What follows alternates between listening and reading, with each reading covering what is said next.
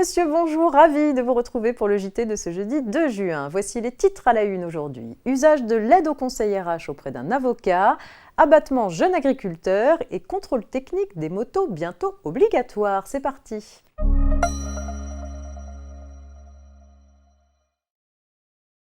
La prestation d'aide au conseil en ressources humaines propose un accompagnement personnalisé aux petites et moyennes entreprises pour répondre à leurs besoins en matière de gestion des RH avec une aide financière de l'État. Le Conseil national des barreaux, ou CNB, a contesté l'instruction du 4 juin 2020 venue renforcer cette prestation au motif qu'elle a expressément exclu les cabinets d'avocats du champ des prestataires habilités à réaliser l'intervention pour l'entreprise. Après un refus de son recours gracieux par le ministère du Travail, le CNB a saisi le juge administratif.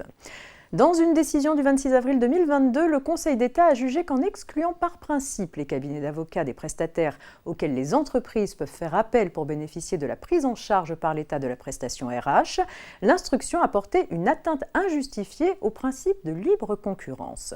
Le Conseil national des barreaux était donc fondé à demander l'annulation des mots, je cite, « et les cabinets d'avocats » contenu dans l'instruction attaquée.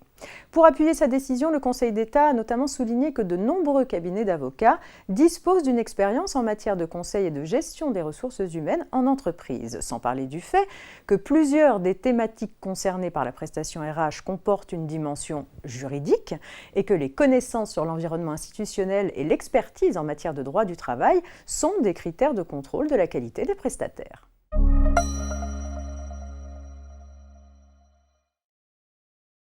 Les jeunes agriculteurs soumis à un régime réel d'imposition et bénéficiaires d'aide à l'installation des jeunes agriculteurs peuvent bénéficier d'un abattement sur les bénéfices imposables réalisés durant les 60 premiers mois d'activité à compter de la date d'octroi de la première aide.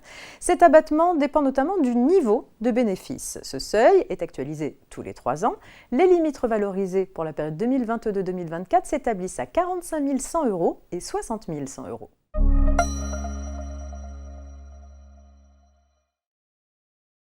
Le contrôle technique des 2 roues motorisées ne devrait plus pouvoir être reporté. Pour transposer une directive européenne, un décret du 9 août 2021 avait prévu que les 2 roues motorisées allaient devoir passer au contrôle technique tous les 2 ans à partir de 2023 pour les véhicules les plus anciens. Plusieurs associations contestent ce calendrier tardif car le texte européen prévoyait une entrée en vigueur au 1er janvier 2022. Elles obtiennent gain de cause en justice. En effet, le gouvernement n'a pas mis en œuvre les mesures alternatives de sécurité routière qui pourraient justifier de dispenser les 2 roues motorisées de contrôle technique obligatoire. Compte tenu du délai nécessaire pour mettre en place ce contrôle technique, les juges estiment que le respect de cette obligation n'a pas à être décalé au-delà du 1er octobre 2022. C'est la fin de cette édition. Très bonne journée et à demain, vendredi.